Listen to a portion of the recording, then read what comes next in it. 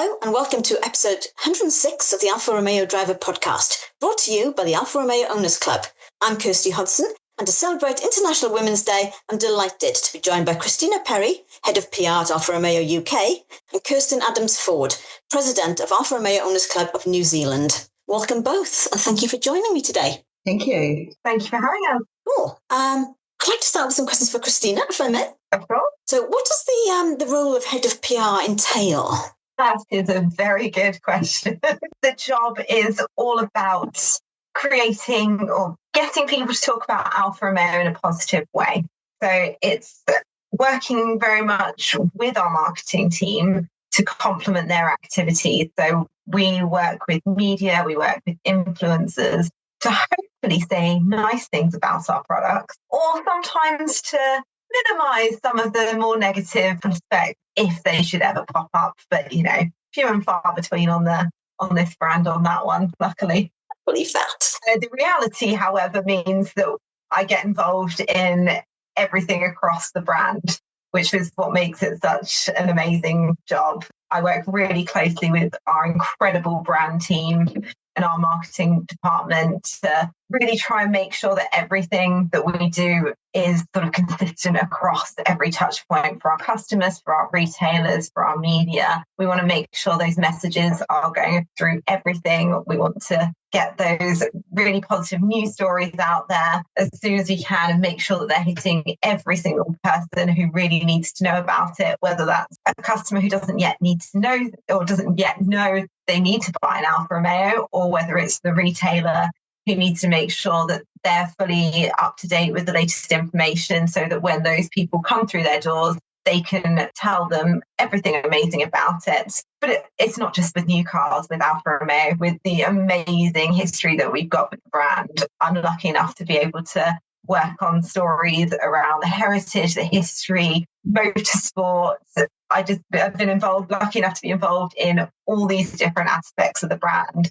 So while technically it's very much in a nice little box, the reality is that we're a small brand and we make sure that we get involved in everything and keep everything all nice and consistent and make sure that Alfa Romeo runs through everything that we're doing. Nice. Every day's different then, by the sounds of it. Absolutely. It's the joy of the job is you wake up in the morning with your to-do list and you end it with a very different to-do list, often with a lot of the same things on from the morning, just with quite a lot of other things added on top. So what is the weirdest interaction you've ever had with someone in your job? I mean, that is a tough one to find the weirdest thing that we've ever done. I mean, I've had the joys of we've done product. I mean, actually, possibly the weirdest thing I've done was very recently appearing on The Apprentice, representing Alfa Romeo. We were very, I don't know if the word lucky is the right one, but we were certainly pitched to by the team one of their madcap ideas, and to say it was an experience is an understatement. Hats off to everyone who works in television, because that is a very different beast. And the crazy ideas that they come up with on The Apprentice as well, that takes a special kind of person. What sort of thing were they pitching to you? They pitched to us a virtual pop star called Bammy, who ended up being maybe a little bit more middle-aged woman than they planned out being, which technically that's absolutely brilliant, because being right alongside there, I feel we need a little bit more representation in the world in the world generally, but in the world of virtual pop stars, which I can't say I know a huge amount about.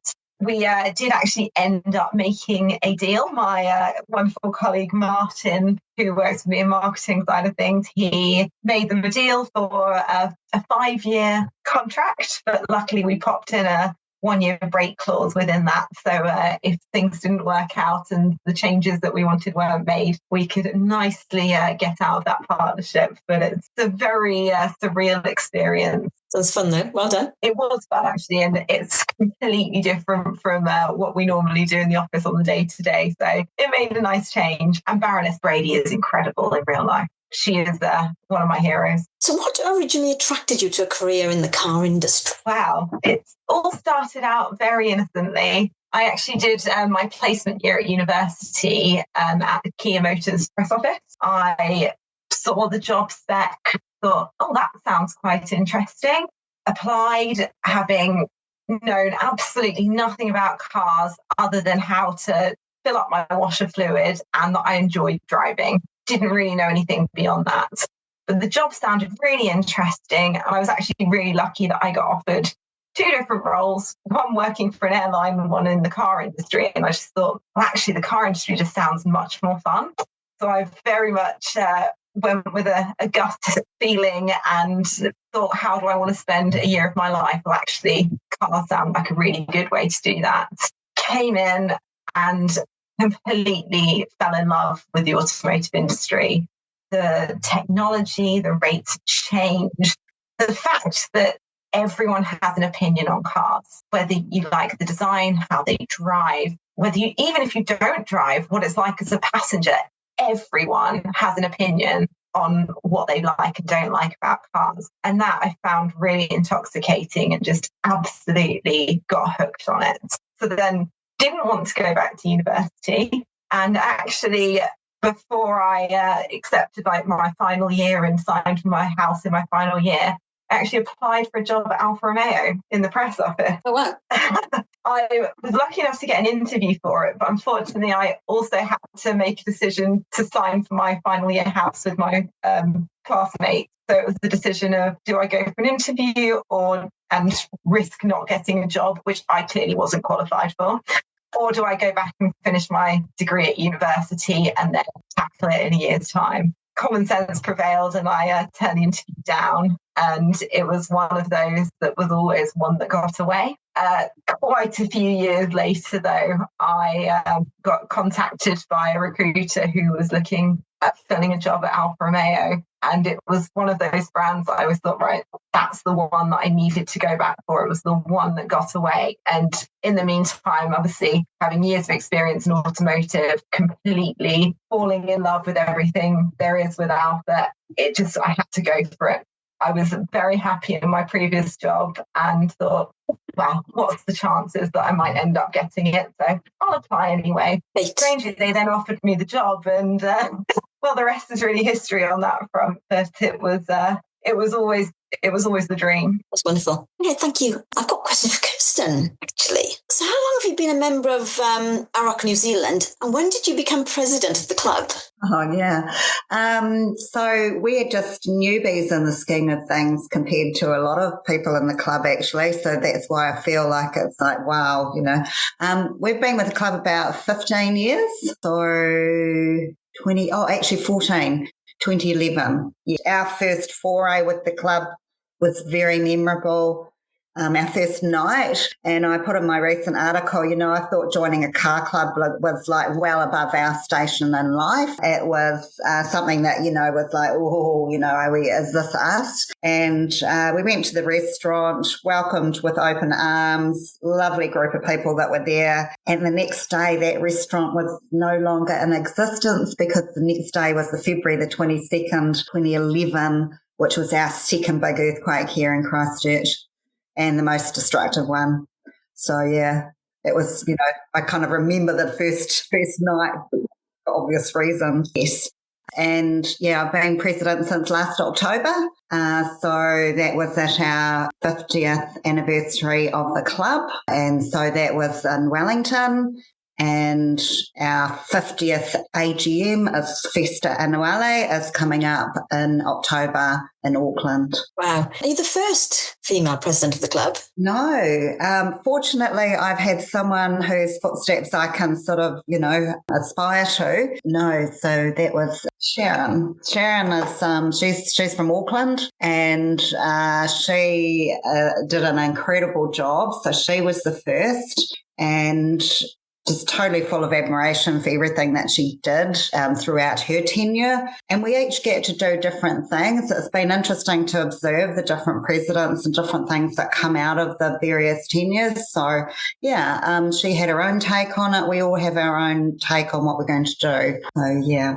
So what are your responsibilities as president? That's a really good question. There's not really a job, a role description that comes with it. As the president, obviously you're the go-to from, all the different regions. There is quite a strong presence, but mostly in the North Island for motorsport. So Motorsport New Zealand, we do have a representative in the club who manages all of the legals, because obviously there's a lot in that area. So Chris Brown's our man there. And, but then if there's anything to come back to be, discussed or ratified, that type of thing. There's a few things going on at the moment with the changes in Motorsport New Zealand. So we've needed to sort of manage that as it's gone through. There's also another organisation. It's basically Car Clubs of New Zealand. So we have only recently joined,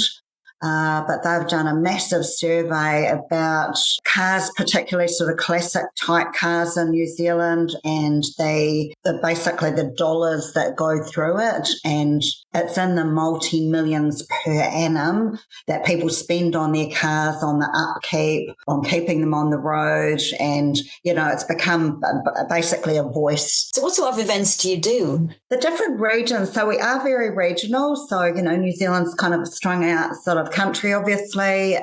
So we have, regional reps in most of the areas from probably Auckland through to probably Dunedin's the strongest. There is a wee group down in Invercargill, and Auckland have just done one, which is the Ellerslie Concours, which is all marque, and all the different marques were there, and, you take along probably your best Alfa to that one, and right through to, we had a picnic run last weekend where our local group, there was probably 25 people, did a wee tiki tour just up to a local, actually club members who own a vineyard about an hour and a quarter away from Christchurch, and we had a lovely afternoon out in the sun and doing some wine tastings, and of course a few bottles were purchased and thrown in the backs of the cars on the way back. So we've got coming up, which I've been involved in organising as well, just sort of helping to coordinate. There's a race meeting down at Teretonga in Invercargill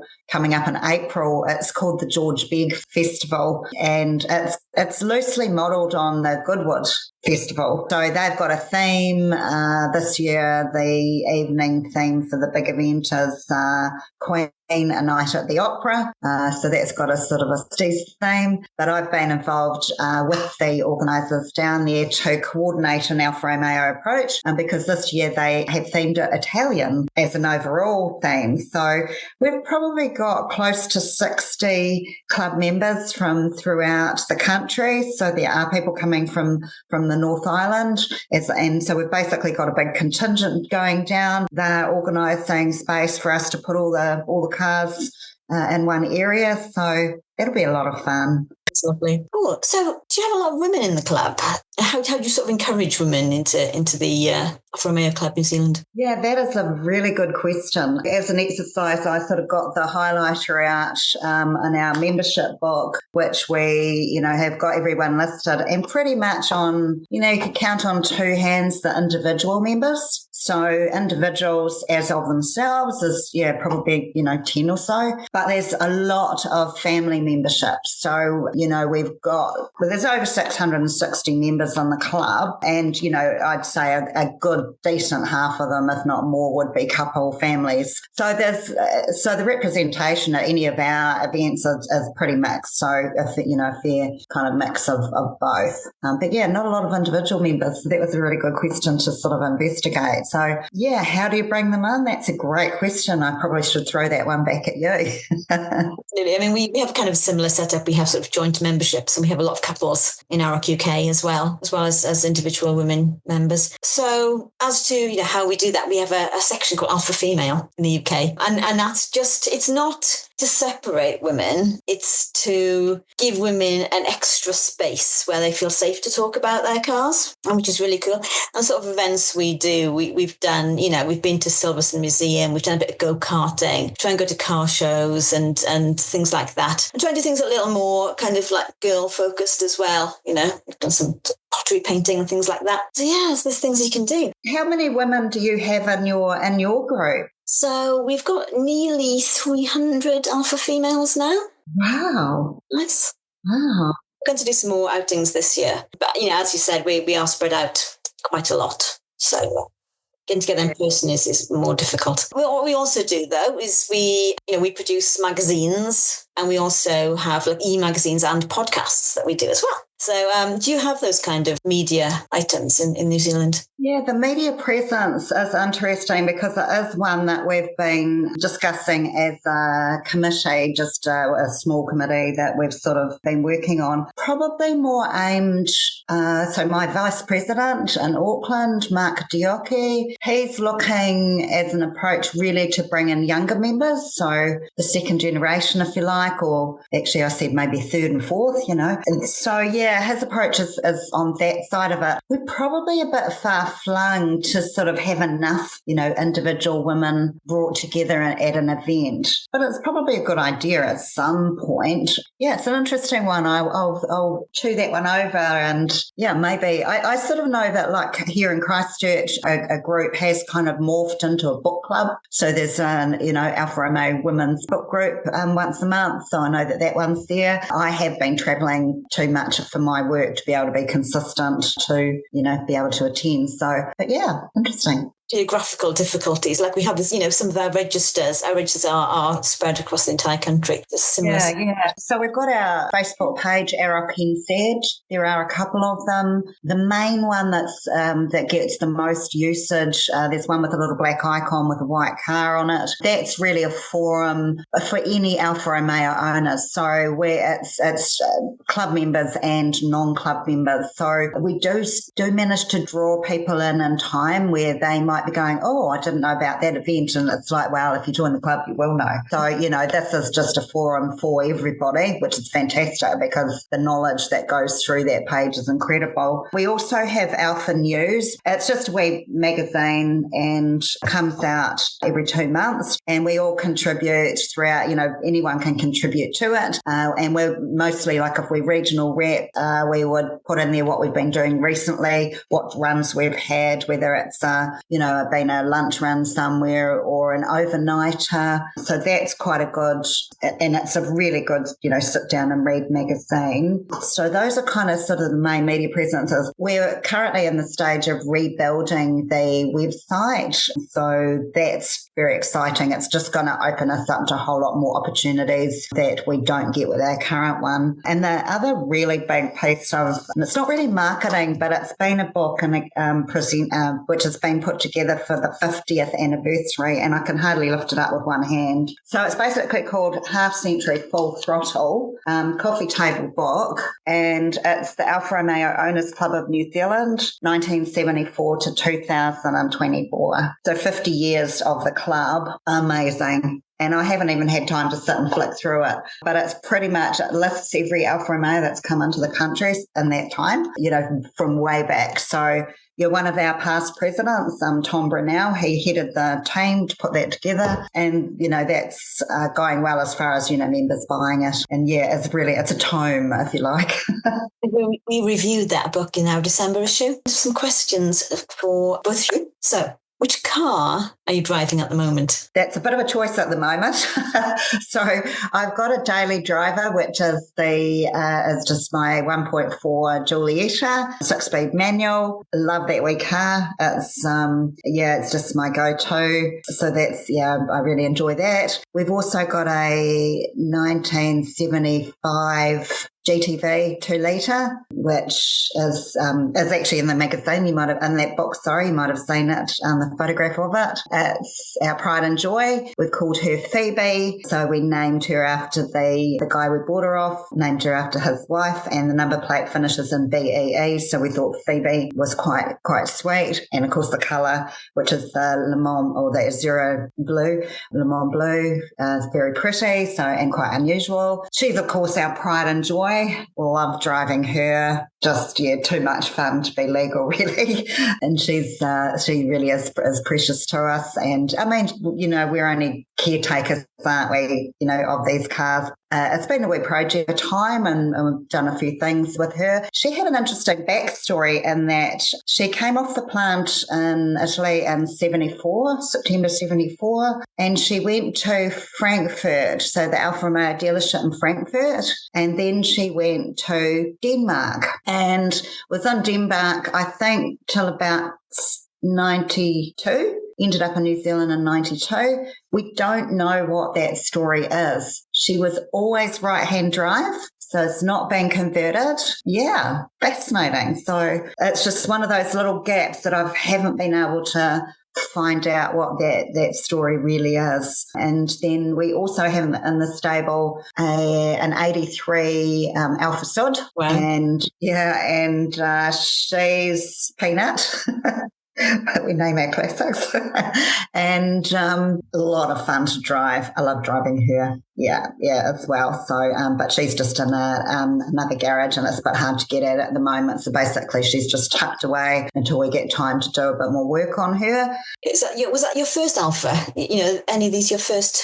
Well, not my first foray. So my first foray was way back when I was probably a mid-late teenager, and my father bought an Alfa Sud. And I think I would have driven it, so I would have had my license around, because I remember the pedals being really close together. So that was always a memory, and offset.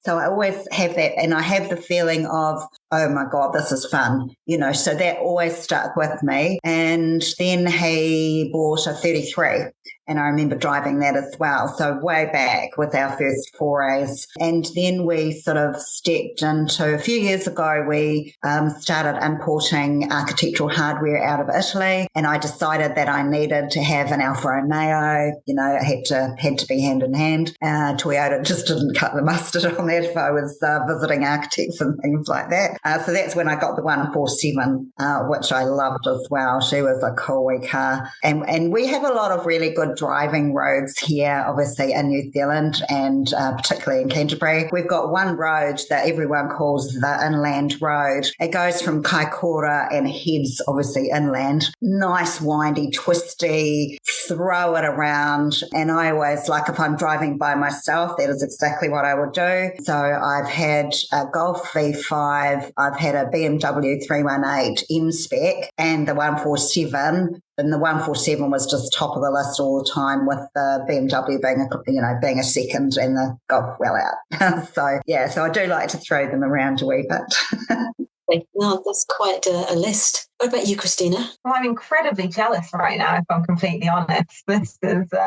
unfortunately, living in the joys of Berkshire, we don't have as much space for big garages with lots of cars in.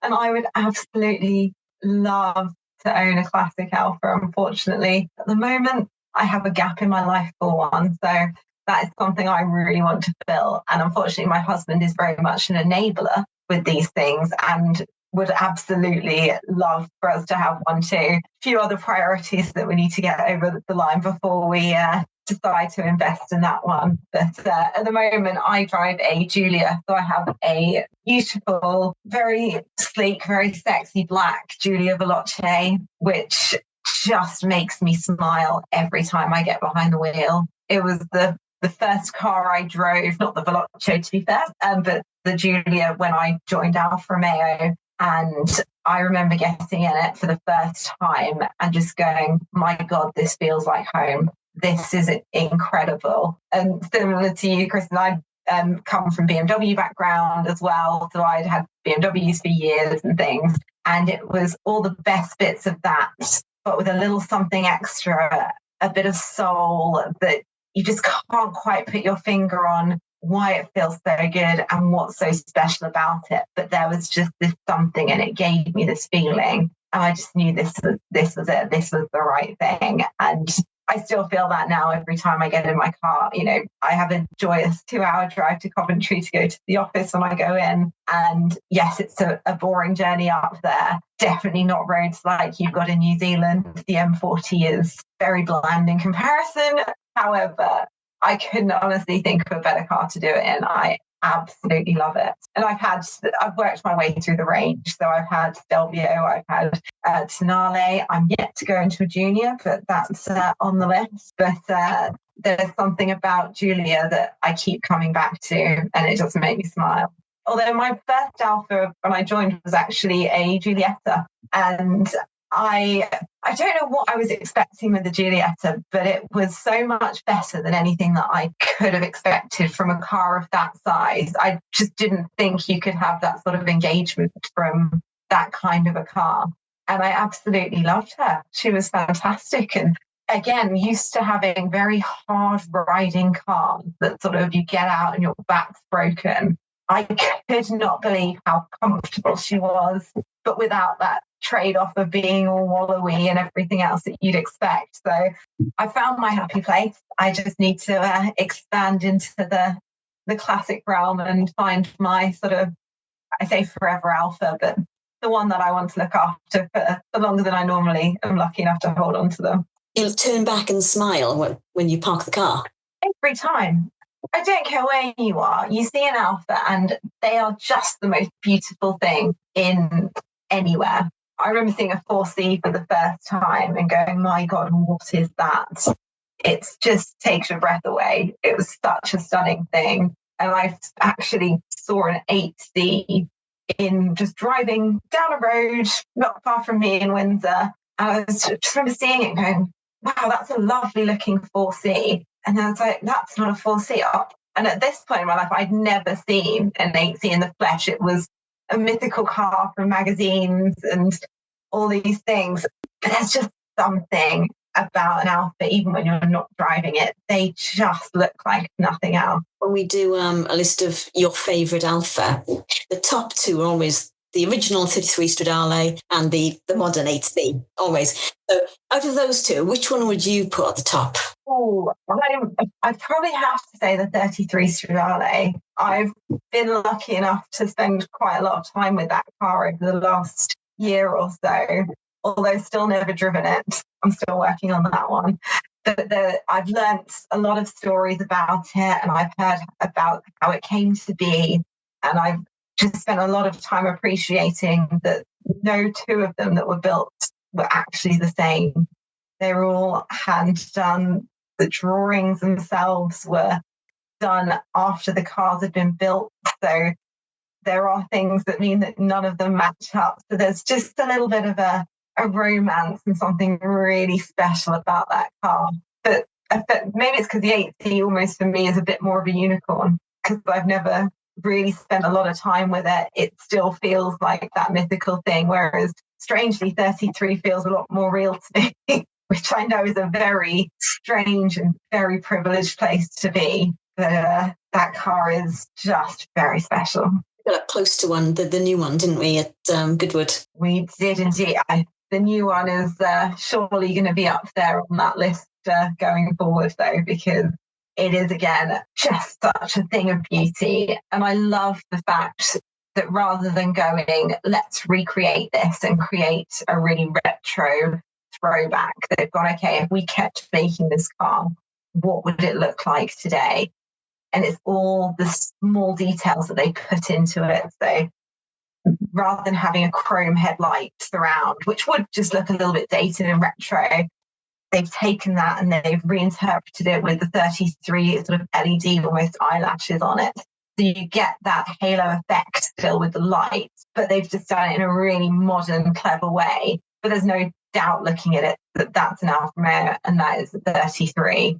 And I just, I hope at some point I might be lucky enough to get behind the wheel of that one. Even if it's only at 5 miles an hour, I will take it. What about you, Kirsten? Wow, I'm sitting here being extremely envious now. It's like, wow, just to even see one. And it's the same here. That, I mean, we'll never see a 33 in New Zealand, of course, I doubt. And the 8C, I mean, either of them I wouldn't complain even having a sit-in, but driving would be great. And actually in the last magazine, or one of the questions is, what would you like to drive and where? I did say the 8C, and I'd love to take it through the Lindis Pass, which is one of the mountain passes here, And then I said maybe the Mackenzie Basin for good measure, with the road closed, of course. So, but I've not seen an HC in the flesh myself. They come online occasionally for the odd sale, and it's like, it's just beautiful. So, yeah. I've been in the 4C. Friends of ours have got one, and Trevor, who's since passed away, sadly, but he did take us for a quick sprint one day, and that was a lot of fun as well. So, we produce, or Alfa Romeo just produces. I think, again, it's harking back to what Krystyna said. It's the romance, it's the passion. That's what's our key, really, because and obviously an Alfa Romeo driver loves driving. So, it's just something that just you go, oh God, I'm so lucky, and to have to have Phoebe, so lucky. And every time we get her out, people just admire her. And the same with Peanut. I was driving her one day and pulled up some lights just locally here, and this guy was standing on the footpath, and he just stood there and he went, wow. And I know it wasn't me that he was looking at, so it was the car. But yeah, his eyes went like saucers, and you could tell, because you don't see them around that often, of course. So, but yeah, I love driving any of them, really. Lovely. Which would you choose? What would I choose? Yeah.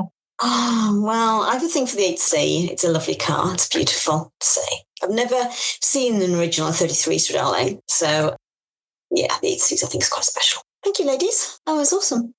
Very much appreciate your time. Thank you. I feel very privileged to be asked to do this, and actually to be with you ladies as well, because you are flying the flag for Alfa, and it is incredible, and Alfa should be loved by women.